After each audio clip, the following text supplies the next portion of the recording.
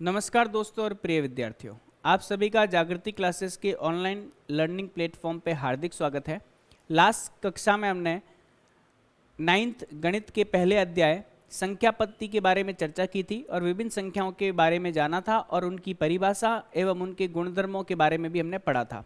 आज हम बात करेंगे आपकी एनसीईआरटी की किताब के कुछ उदाहरणों की और पहली प्रश्नावली अर्थात 1.1 को हम हल करेंगे। तो देखिएगा, आपकी जो एनसीईआरटी की किताब है उसका जो पहला उदाहरण है वह हमें दे रखा है। यहाँ से उदाहरण नंबर 1, इसमें हमें सत्य एवं असत्य कथनों को छांटना है। ठीक है, सत्य एवं असत्य कथनों को हमें छांटना है और बताना भी कि इसका कारण क्या है। तो सबसे पहले हम हल में देखेंगे। हल में पहले में हमें बोला गया है कि प्रत्येक पूर्ण संख्या प्राकृत संख्या होती है क्या। प्रत्येक पूर्ण संख्या प्राकृत संख्या होती है क्या।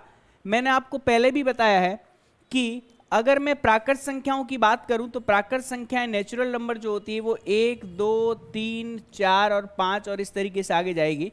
और पूर्ण संख्याओं की बात करें तो यह 0, 1, 2, 3, 4, 5 इस तरीके से आगे बढ़ेगी। तो हमें बोला जाता है कि प्रत्येक पूर्ण संख्या प्राकृत संख्या होती है क्या। तो आप देख सकते हैं 0 ऐसी संख्या है जो पूर्ण तो है लेकिन इसे हम प्राकृत नहीं कह सकते। तो पहला कथन जो होगा वो असत्य होगा, असत्य है, क्योंकि 0 जो है वह पूर्ण संख्या है, वह पूर्ण संख्या है, संख्या है जो प्राकृत नहीं है, जो प्राकृत संख्या नहीं है ना जी, प्राकृत संख्या नहीं है। बात आपको समझ में आ गई होगी, क्योंकि पूछा गया कि सारी पूर्ण संख्याएं प्राकृत होती है क्या। नहीं, सारी प्राकृत पूर्ण जरूर होती है लेकिन सारी पूर्ण संख्याएं जो है वो प्राकृत संख्याएं नहीं होती है। तो हमारा जो कथन है वो असत्य है। ये पहला हो गया। प्रत्येक पूर्णांक एक परिमेय संख्या होता है क्या।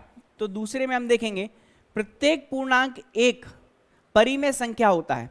तो हम जानते हैं कि खूब सारी ऐसी संख्याएं हैं जो कि पूर्णांक तो है लेकिन वह परिमेय संख्या है क्या नहीं है, यह हमें देखना पड़ेगा। तो प्रत्येक पूर्णांक एक परिमेय संख्या है तो यह कथन जो होगा यह कथन हमारा सत्य होगा, सत्य है।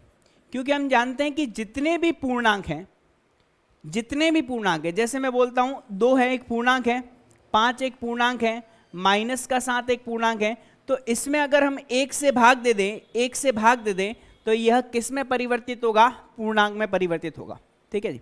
और पूर्णांक है तो इसे हम परिमेय संख्या भी बोल सकते हैं इस कंडीशन में, जहां पर p का मान अंश वाली राशि और q का मान हर वाली राशि। क्योंकि हर में प्रत्येक में हम 1 रख सकते हैं, q 0 नहीं होना चाहिए लेकिन q यहां पर सभी जगह पर कितना 1 है। तो यह कथन जो होगा वह सत्य होगा क्योंकि प्रत्येक पूर्णांक जो है वो परिमेय संख्या होती है। चलिए भाई, दूसरा भी हो गया। प्रत्येक परिमेय संख्या पूर्णांक होती है क्या। अब ये इंपॉर्टेंट चीज है, क्या प्रत्येक परिमेय संख्या पूर्णांक होती है क्या। तो हमारा उत्तर आएगा इसमें असत्य। असत्य इसलिए आएगा क्योंकि 2/3 जो है वह परिमेय है किंतु पूर्णांक नहीं है। यह परिमेय है, परिमेय है किंतु पूर्णांक नहीं है। ठीक है जी। तो ऐसे खूब सारे यहां पर हमारे पास उदाहरण हैं जो परिमेय संख्या में तो आते हैं लेकिन पूर्णांक अर्थात पूरे अंकों में नहीं आते। तो हम बोल सकते हैं कि प्रत्येक पूर्णांक तो परिमेय होता है लेकिन प्रत्येक परिमेय संख्या पूर्णांक हो यह जरूरी नहीं है। तो इन तीनों के बारे में हमने डिस्कशन किया और साथ ही साथ उदाहरण के साथ में इसको समझाया। ठीक है जी। नेक्स्ट में देखते हैं उदाहरण नंबर 2। हमें बोला गया है 1 और 2 के मध्य 5 परिमेय संख्याएं ज्ञात कीजिए। तो देखिएगा, यह प्रश्न अपने आप में बहुत महत्वपूर्ण है और ऐसे सवाल आपके एग्जाम में पूछे गए हैं और पूछे भी जाएंगे। देखिएगा कैसे। हमें बोला गया है 1 और 2 के मध्य 5 परिमेय संख्याएं ज्ञात कीजिए। तो इसका मैं हल लिख देता हूं। हल में संख्या 1 एवं 2 के मध्य 5 परिमेय संख्याओं हेतु। ठीक है, हम क्या करेंगे जितनी आपको परिमेय संख्या इसमें प्रविष्ट करवानी है तो उसमें हम क्या करेंगे, एक जोड़ देंगे। तो 5 + 1 कितना हो जाएगा हमारे पास, 6 होगा। बात समझ में आ रही है? जितनी आपको परिमेय संख्याएं प्रविष्ट करवानी है उसमें हम क्या करेंगे, सदैव एक जोड़ेंगे। तो 5 + 1 कितना हो जाएगा, यहां पर 6 हो जाएगा। तो देखिएगा, अब हम बात करेंगे सबसे पहले 6/6 और लास्ट में हम बात करेंगे 12/6 की। ठीक है जी, तो ध्यान दीजिएगा, 6/6 जो है वो हमें 1 देगा और 12/6 जो है वो हमें क्या देगा, 2 देगा। लेकिन हमें 1 और 2 के मध्य 5 परिमेय संख्या प्रविष्ट करवानी है। तो 6 के बाद में क्या आएगा आपके पास, 7, तो 7/6 लिख दो। फिर क्या आएगा, 8, 8/6 लिख दो। फिर क्या आएगा, 9, 9/6 लिख दो। फिर क्या आएगा, 10, 10/6 लिख दो। फिर क्या आएगा, 11, तो 11/6 लिख दो। 12/6 2 के बराबर और 6/6 1 के बराबर। तो हम देख सकते हैं कि यह सारी की सारी 5 संख्याएं संख्या 1 एवं संख्या 2 के मध्य की क्या है, परिमेय संख्याएं। बात समझ में आई? कुछ भी आपके पास प्रश्न आए, आपको तो क्या करना है, उन परिमेय संख्याओं की संख्या में एक जोड़ देना है और फिर क्या करते जाना है, एक को हम 6/6 लिख सकते हैं, 2 को हम 12/6 लिख सकते हैं और उनके मध्य क्या करवा देना, प्रविष्ट करवा देना है। ठीक है जी, इसमें हम देखते हैं नेक्स्ट में अब हमारी जो प्रश्नावली है वो 1.1 है। 1.1 प्रश्नावली में पहला जो प्रश्न है वो हमें क्या बोला गया है, प्रश्न क्रमांक 1, क्या शून्य परिमेय संख्या है? क्या इसे p/q के रूप में लिख सकते हैं, जहां p एवं q जो है वह पूर्णांक है और q का मान 0 के बराबर नहीं है? तो हल हम बोल सकते हैं हाँ, शून्य जो है वह एक परिमेय संख्या है, परिमेय संख्या है। ठीक है, क्योंकि इसे हम लिख सकते हैं किस रूप में, 0/1 लिख सकते हैं, 0/2 लिख सकते हैं, 0/3 लिख सकते हैं, 0/4 लिख सकते हैं, 0 को 0/5 लिख सकते हैं। तो आप देख सकते हैं कि हर जो है वह शून्य नहीं लिया है, अंश शून्य। p शून्य हो सकता है लेकिन q का मान शून्य नहीं होना चाहिए। तो हम देख सकते हैं कि शून्य को हम एक परिमेय संख्या बोल सकते हैं क्योंकि यह परिमेय संख्याओं के नियम का पालन कर रहा है। कारण क्या है, क्योंकि इसे p/q के रूप में हम लिख सकते हैं, जहां पर p पूर्णांक है तो शून्य पूर्णांक होता है, शून्य पूर्णांक है, शून्य पूर्णांक है, शून्य पूर्णांक है, शून्य पूर्णांक है, और हर वाली राशि कहीं पे भी शून्य नहीं हो रही। तो इसका मतलब हमारे इस प्रश्न का उत्तर क्या होगा, जी हाँ, यह बिल्कुल सत्य कथन है कि शून्य एक परिमेय संख्या होगी। साथ ही साथ इसे p/q के रूप में लिखा जा सकता है जहां पर हमने q का मान 0 नहीं लिया। ये बात आपको समझ में आई? तो आपका जो पहला प्रश्न है प्रश्नावली 1.1 का वो कंप्लीट हुआ। नेक्स्ट में देखते हैं प्रश्न क्रमांक 2, 3 और 4 के मध्य 6 परिमेय संख्याएं ज्ञात कीजिए। अभी थोड़ी देर पहले हमने 1 और 2 के मध्य 5 परिमेय संख्याएं प्रविष्ट करवाई थी, तो इसमें हमें वही हल करना है, वही क्रियाकलाप हल। संख्या 3 और 4 के मध्य क्या करनी है, 6 परिमेय संख्याएं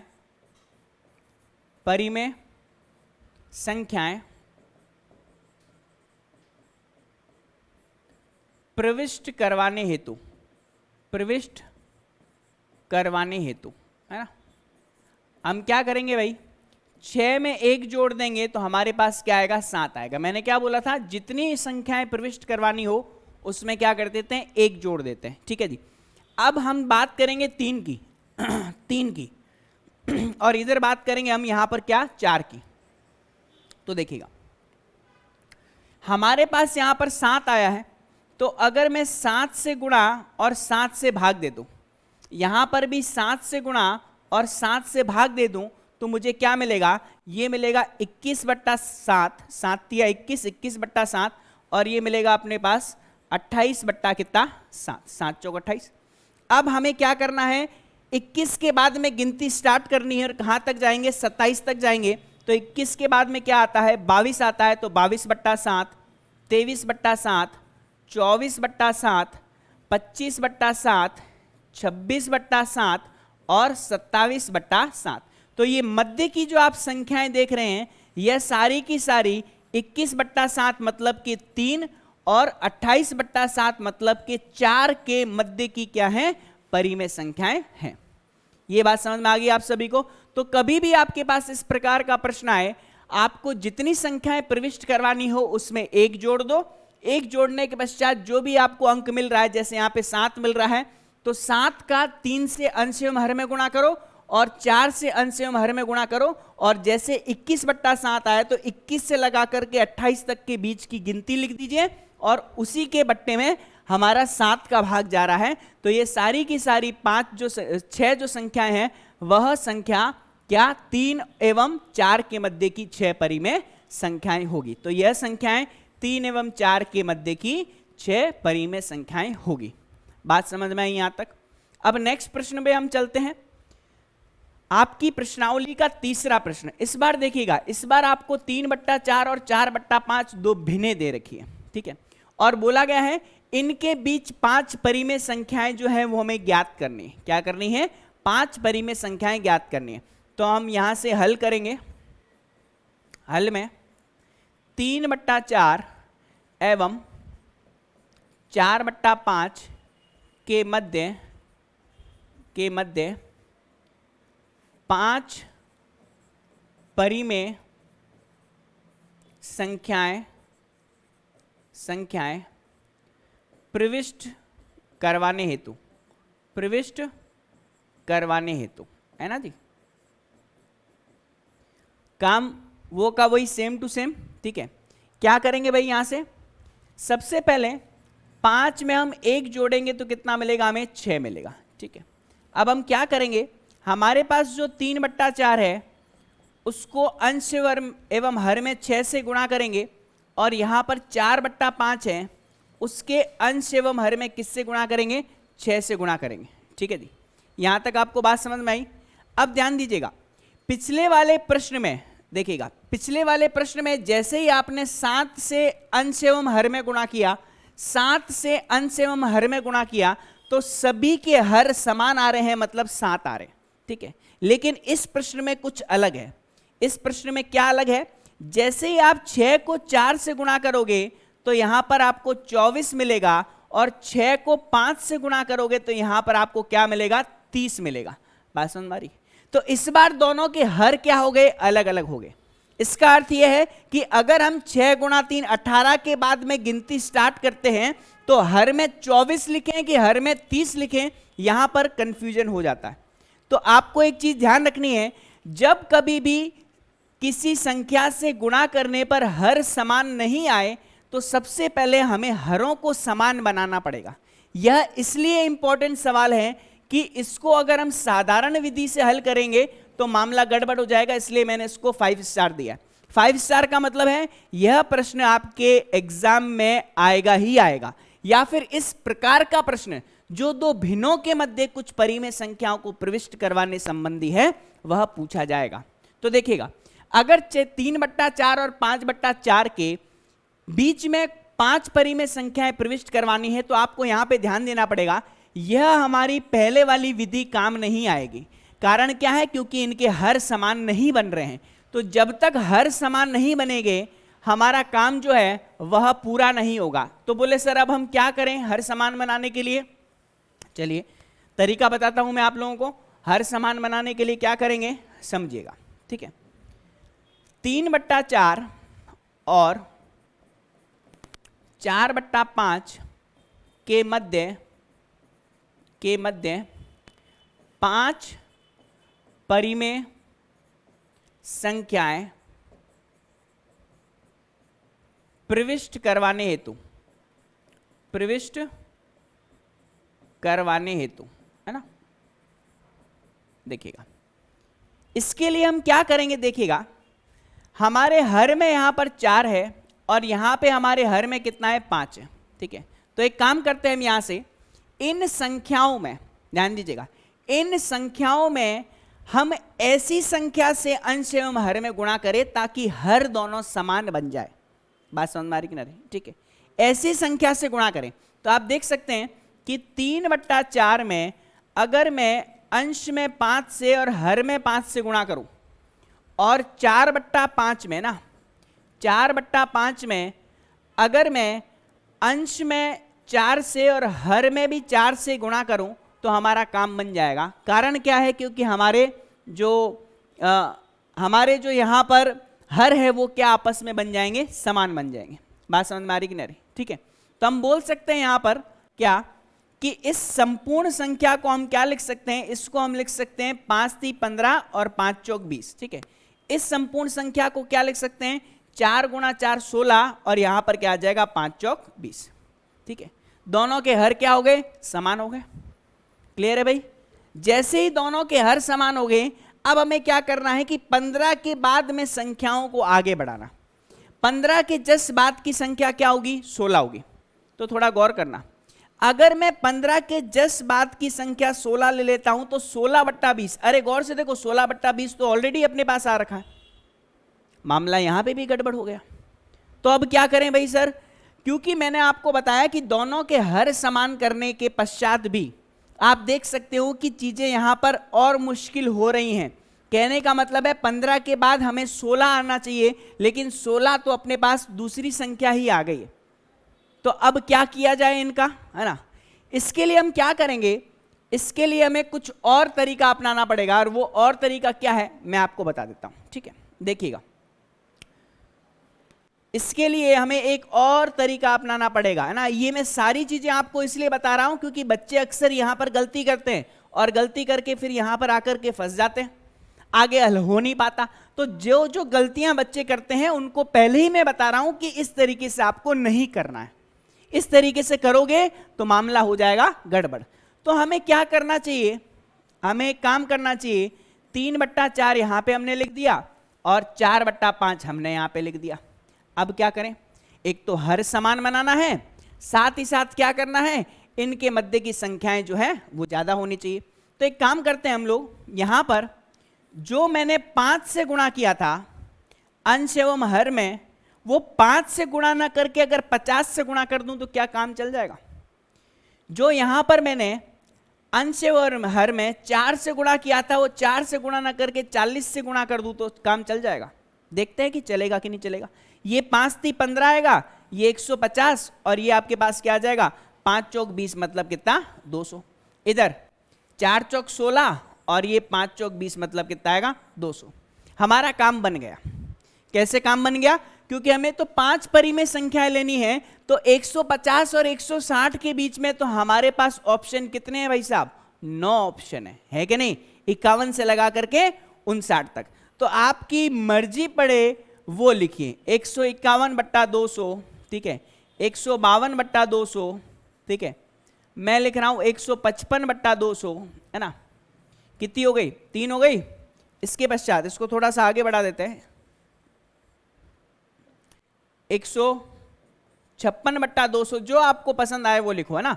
लेकिन होनी 150 और 160 के बीच की होनी चाहिए ना। और यहां पे मैं लिख लेता हूं 169/200, ठीक है, और बचेगा कितना यहां पर? 160/200।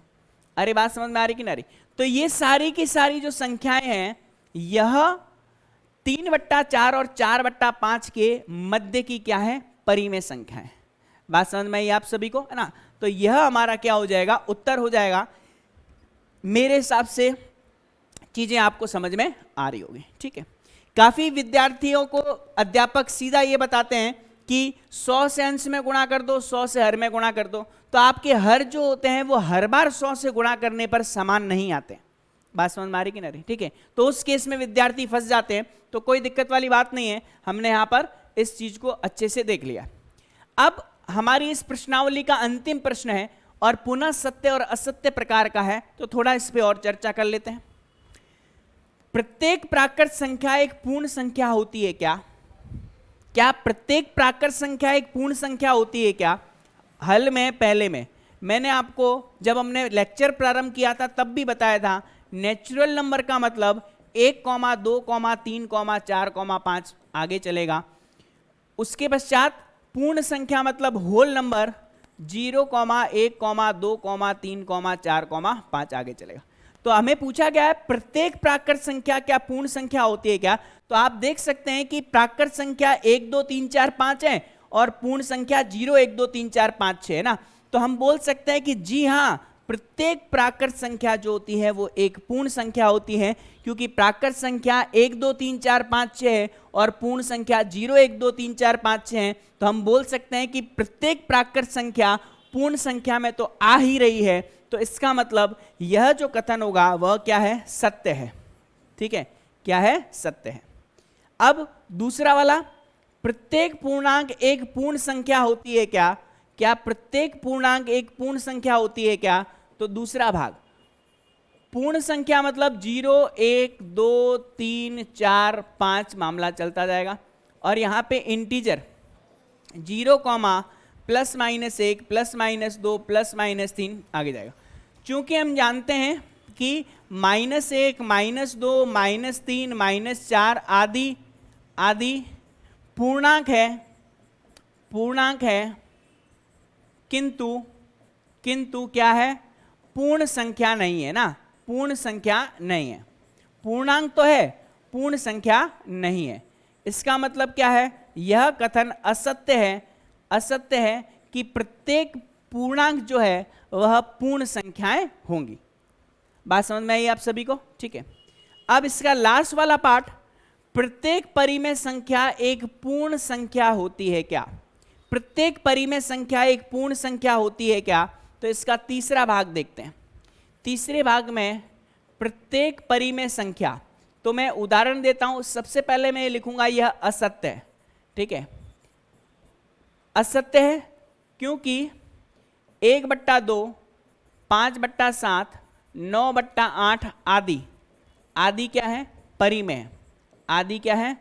परिमेय है, किंतु पूर्ण नहीं है। किंतु पूर्ण नहीं है क्योंकि पूर्ण संख्याएं 0 1 2 3 4 5 इस रूप की होती है।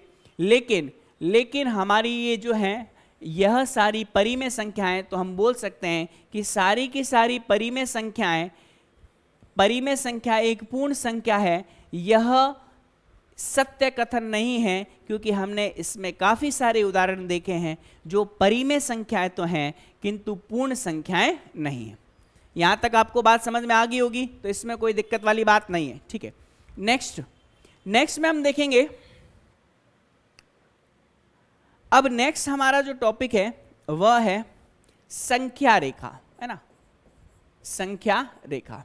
क्योंकि आगे चल करके आपको अपरिमेय संख्याओं को संख्या रेखा पर निरूपित करना पड़ेगा, तो उससे पहले हम जांच तो लें कि संख्या रेखा क्या होती है। ठीक है, तो यहां पर देखिएगा संख्या रेखा,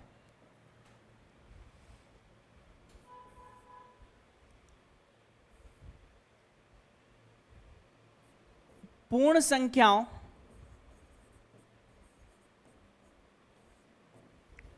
पूर्णांकों एवं वास्तविक संख्याओं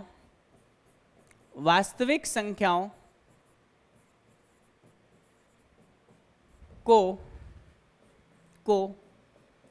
जिस रेखा पर निरूपित किया जाता है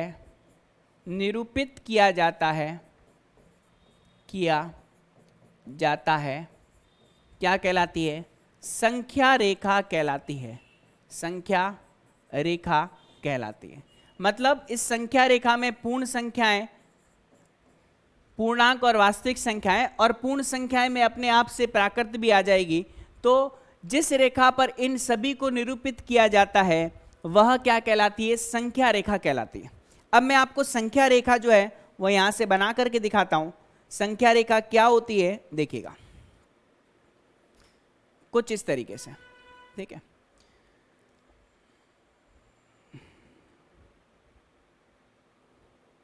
देखिए ये हमने संख्या रेखा ले ली, है ना। अब इस संख्या रेखा पर हम कुछ निरूपण करते हैं। देखिएगा, सबसे मध्य में मैं 0 रख रहा हूं, यहां पर 1, यहां पर 2, यहां पर 3, यहां पर 4 और मामला बढ़ता जाएगा। यहां पर -1, यहां पर -2, यहाँ पर माइनस का 3, यहाँ पर माइनस का 4। इन तीर के निशानों का मतलब यह है कि यह दाईं तरफ अनंत की तरफ जाएगी और इधर भी तीर का निशान है, मतलब बाईं तरफ अनंत की तरफ जाएगी। मतलब इस संख्या रेखा का विस्तार दाईं तरफ प्लस अनंत में और बाईं तरफ माइनस अनंत की तरफ अग्रसर होगा। ठीक है जी। तो आप देख सकते हो इस संख्या रेखा पर हमने 0 को भी निरूपित किया, 1 है, 2 है, 3 है, 4 है और इधर -1, 2, 3, 4। तो हमने पूर्ण संख्याएं लिखी, पूर्णांक लिखे, वास्तविक संख्या। अब 0 और 1 के बीच में कहीं 0.5 भी आएगा, इसके बीच में कहीं 1.5 भी आएगा, यहां पे कहीं 2.5 आएगा, यहां पर कहीं 3.5 आएगा। तो हम देख सकते हैं कि दो पूर्णांकों के मध्य अनंत वास्तविक संख्याएं अस्तित्व में होती हैं। दो पूर्णांकों के मध्य अनंत वास्तविक संख्याएं। तो बोले सर अनंत कहां हुई, यहां तो सिर्फ 0.5 ही है। अब देखिएगा यह केवल 0.5 है, लेकिन इस पोर्शन को अगर मैं जूम करके देखूं, बड़ा करके देखूं, है ना, सूक्ष्मदर्शी से बड़ा करते ना, तो इसको अगर मैं बड़ा करके देखूं तो मामला कुछ इस तरीके का हो जाएगा ना। कैसे होगा मामला, देखिएगा देखिएगा कुछ इस तरीके का मामला। अब देखिए मैंने यहां पर क्या लिया, 0 और 1 लिया, तो अब मैं 0 यहां पे लिख रहा हूं और मैं 1 यहां पे लिख रहा हूं। ठीक है, जूम करके देखा, यहां पर बीच में कहीं पे क्या है, 0.5 है। ठीक है, अब यहां पे 0.1 होगा, यहां पे 0.2 होगा, यहां पे 0.3 होगा, यहां पे क्या होगा, 4 होगा। 0.5 है, यहाँ पे 0.6 होगा, यहाँ पे 0.7 होगा, यहाँ पे 0.8 होगा, यहाँ पे कहीं पे क्या होगा, 9 होगा।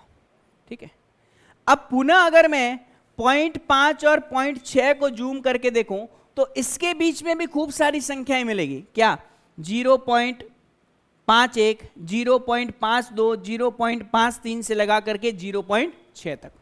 बात समझ में आई? तो हम बोल सकते हैं कि दो प्राकृत संख्याओं के मध्य, या बोल सकते हैं दो पूर्णांकों के मध्य अनंत वास्तविक संख्याएं परिभाषित होती है। बैठ गया मामला सभी का, है ना। तो इस तरीके से हमने इस संख्या रेखा को भी समझा और संख्या रेखा पर अंकों का निरूपण किस प्रकार से होता है वह भी देखा। यहां पे ध्यान देने वाली बात है कि 0 से इस तरफ धनात्मक पूर्णांक आते हैं, धनात्मक पूर्णांक आएंगे, और 0 से बाईं तरफ क्या आएंगे, ऋणात्मक पूर्णांक आते हैं। ठीक है जी, क्या आते हैं, ऋणात्मक पूर्णांक आते हैं। ठीक है जी, और 0 तो मध्य में है ही। यहां तक क्लियर हुआ आप सभी को? ठीक है, अब आपके पास प्रश्न आता है, क्या प्रश्न आता है, एक मैं प्रश्न लिख रहा हूं। प्रश्न है √2 को संख्या रेखा पर निरूपित कीजिए, संख्या रेखा पर निरूपित कीजिए, है ना। ये हमारा क्या है, प्रश्न है। क्लियर है भाई सभी को? √2 को संख्या रेखा पर निरूपित कीजिए। ठीक है, अब इस प्रश्न को करने से पूर्व आपको एक कॉन्सेप्ट आना चाहिए, और वो कॉन्सेप्ट जो है वह है पाइथागोरस प्रमेय, है ना। जब तक पाइथागोरस प्रमेय आपको ध्यान नहीं रहेगा, पाइथागोरस प्रमेय अगर आपने समझ नहीं रखा है तो इस प्रश्न को आप हल नहीं कर सकते। ठीक है जी, अब पाइथागोरस प्रमेय क्या है वो मैं आपको बता देता हूं। ठीक है, देखिएगा, मान लीजिए हमारे पास यहां पर एक समकोण त्रिभुज है। ठीक है, इस समकोण त्रिभुज का नाम मैं दे देता हूं ABC, है ना। ये समकोण त्रिभुज क्या है, ABC है। तो यह कोण कितने डिग्री का है, 90 डिग्री का। ठीक है, अब B के सामने वाली जो भुजा हो जाएगी वह कर्ण भुजा होगी। अब AB और BC दोनों में से एक लंब होगा, एक आधार होगा। अगर मैं आपसे पूछूं कि कौन सी भुजा लंब है और कौन सी भुजा आधार है, तो आप में से 99% विद्यार्थी गलत उत्तर देंगे, क्योंकि उन्हें सिखाया ही यही गया है। वो बोलेंगे कि सर AB जो होगा वो लंब होगा और BC जो होगा वो आधार होगा। जी नहीं, जरूरी नहीं है कि जो हमेशा इस तरीके से ऊर्ध्वाधर दिखाई दे वही लंब हो और जो क्षैतिज दिखाई दे वही आधार हो। यह निर्धारित होता है कि हम किस कोण के सापेक्ष लंब एवं आधार को निर्धारित करना चाहते हैं। अगर मैं बोलूं कि इस कोण C के सापेक्ष या इस कोण थीटा के सापेक्ष अगर ज्ञात करना है, तो जो कोण आपको दे रखा है उस कोण के सम्मुख वाली भुजा आपकी लंब होती है और ये भुजा आपकी क्या हो जाएगी, आधार हो जाएगी, और कर्ण तो 90 डिग्री आते ही फिक्स हो जाता है। बात समझ में आई सभी को, है ना। तो कभी भी आज के बाद कोई घुमाने की कोशिश करे कि बोले सर लंब ये होगा आधार ये होगा, तो आप सीधा सा पूछना, बोले सर या फिर मैडम आप हमें कोण तो बताइए कि किस कोण के सापेक्ष आप पूछ रहे हैं कि लंब कौन सा है और आधार कौन सा। ये चीज समझ में आ गई आप सभी को। अब पाइथागोरस प्रमेय सर ने क्या बोला, काफी साल पहले वह समकोण त्रिभुज के एक बहुत महत्वपूर्ण संबंध को बता करके गए। उन्होंने बोला यदि इस पृथ्वी पर इस जीवन पर अगर कोई समकोण त्रिभुज अस्तित्व में है तो समकोण त्रिभुज की कर्ण भुजा का वर्ग उसकी लंब भुजा एवं आधार भुजा के वर्गों के योग के बराबर होता है। ठीक है, तो हमने यहां पर पाइथागोरस प्रमेय में क्या देखा, अगर यह समकोण त्रिभुज है तो AC का स्क्वायर बराबर होगा AB का स्क्वायर प्लस का क्या, BC का स्क्वायर। ये बात समझ में आई सभी को। मतलब कि कर्ण भुजा का जो वर्ग है वह बराबर होगा किसके, लंब भुजा के वर्ग प्लस आधार भुजा के वर्ग के योग के बराबर। ठीक है जी, अब सुनिएगा। बोले सर इस √2 वाले कॉन्सेप्ट में कहां आप पाइथागोरस लेकर के आ गए, कहां कर्ण का स्क्वायर बराबर लंब स्क्वायर प्लस आधार स्क्वायर को बीच में लेके आ गए, हमें समझ में नहीं आ रहा। यहां पर यह समझना आवश्यक है। कारण क्या है कि बिना समकोण त्रिभुज बनाए आप जीवन में कभी भी √2 को संख्या रेखा पर निरूपित नहीं कर सकते। समकोण त्रिभुज मतलब पाइथागोरस का प्रयोग, और पाइथागोरस का प्रयोग समझने के लिए या उसका प्रयोग करने के लिए पहले हमें इसे समझना अति आवश्यक था। तो जिन विद्यार्थियों ने पाइथागोरस अगर नहीं पढ़ रखा हो तो भी वो यहां पर समझ लें। ठीक है जी, अब इसमें मैं उदाहरण भी दे देता हूं ताकि आपको ये चीज एकदम कांच की तरह क्लियर हो जाए। अगर मैं बोलता हूं कर्ण भुजा हमारी 5 है, लंब भुजा हमारी 3 है और आधार भुजा हमारी कितनी है, 4 के बराबर है। ठीक है, तो इनमें संबंध क्या होगा, 5 का स्क्वायर बराबर होना चाहिए 3 का स्क्वायर प्लस 4 के स्क्वायर के बराबर। ठीक है, 3 का स्क्वायर कितना 9, 4 का स्क्वायर कितना 16 और 5 का स्क्वायर कितना 25। 25 बराबर 16 प्लस 9 कितना 25, 25 बराबर 25 आ गया। तो इस प्रकार से यह प्रत्येक समकोण त्रिभुज की हर एक भुजा के लिए इस संबंध का सत्यापन सदैव सत्य होता है। क्लियर है भाई सभी को।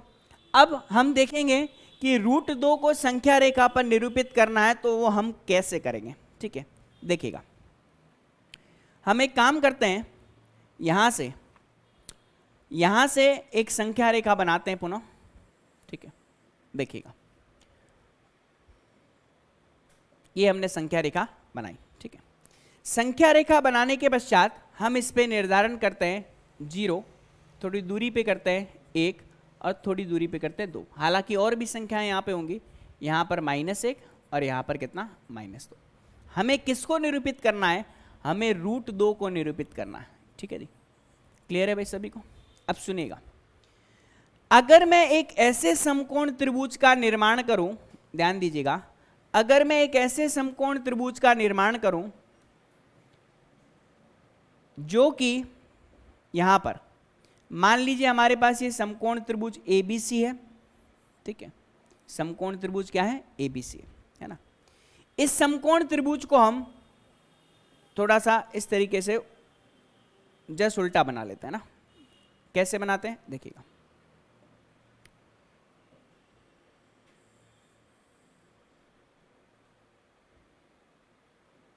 ठीक है, ऐसा बनाते हैं। चलिए, अब इसे निर्धारित करते हैं, ये ए बी और यहां पे कितना सी, ठीक है। ये 90 डिग्री का कोण है, ठीक है। मैं इसकी लंब भुजा को 1 यूनिट ले लेता हूं, 1 इकाई ले लेता हूं। मैं इसकी आधार भुजा को भी क्या ले लेता हूं, 1 यूनिट ले लेता हूं। क्लियर है? अगर इसकी आधार भुजा और लंब भुजा 1-1 यूनिट के बराबर है, तो इसमें अगर हम पाइथागोरस प्रमेय लगाएंगे, पाइथागोरस प्रमेय से, है ना, प्रमेय से किसमें, समकोण त्रिभुज एबीसी में ना, समकोण त्रिभुज एबीसी में पाइथागोरस प्रमेय से हमारे पास क्या आएगा, AC का स्क्वायर बराबर AB का स्क्वायर प्लस का BC का स्क्वायर, ठीक है जी। कर्ण का स्क्वायर बराबर लंब स्क्वायर प्लस आधार स्क्वायर। AC हमें ज्ञात करना है, तो AB का मान भी 1 है और BC का मान भी कितना है, 1 है। तो AC का मान आ जाएगा अंडरवुड में 1 + 1 मतलब किसके बराबर, √2 के बराबर।